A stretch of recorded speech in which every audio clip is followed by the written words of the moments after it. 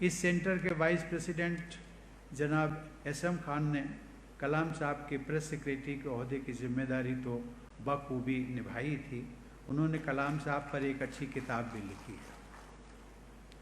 उस किताब में ये जिक्र आता है कि कलाम साहब रोज़ कुरान और गीता का पाठ करते थे।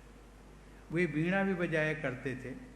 महाभारत के किरदारों में वो विदुर को सबसे अधिक पसंद करते थे, क्योंकि विदुर में नाइंसाफ़ी के खिलाफ संजीदगी के साथ आवाज़ उठाने की हिम्मत और सलाहियत थी। और इसीलिए अभी जब मैं उनका वीडियो देख रहा था तो उन्होंने कहा था, when you speak the truth, when you speak the truth.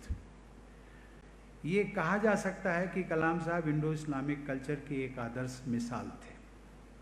Doctor कलाम संत तिरुवल्लुवर के उपदेशों को अक्सर लोगों के साथ साझा करते थे। अपनी मशहूर किताब इग्नाइटेड माइंड्स में उन्होंने एक ऐसे ही उपदेश का उल्लेख किया है जिसका तर्जुमा कुछ इस तरह किया जा सकता है।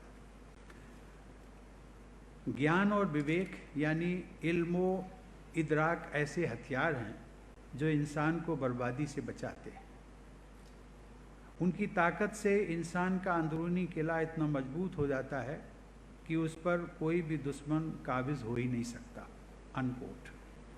देवी और सज्जनों, कलाम साहब जितना जोर साइंस पर देते थे उतनी ही अहमियत वे रूहानियत को भी देते थे। आम लोगों में साइंस के लिए रुझान पैदा करना उनका एक मिशन था।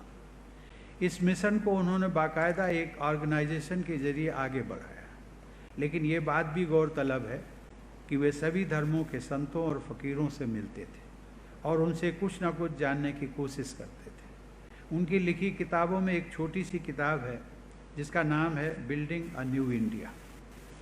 उस किताब के एक चैप्टर का टाइटल है learning from saints and seers.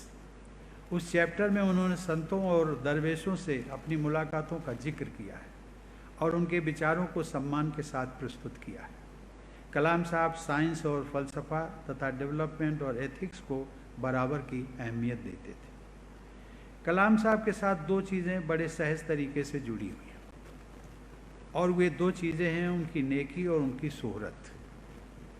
उनकी नेकी से मुत्तसिर होकर लोगों ने इतना लिखा और कहा है कि अगर उन सबको इकट्ठा किया जाए तो कई वॉल्यूम्स की एक किताब बन जाएगी।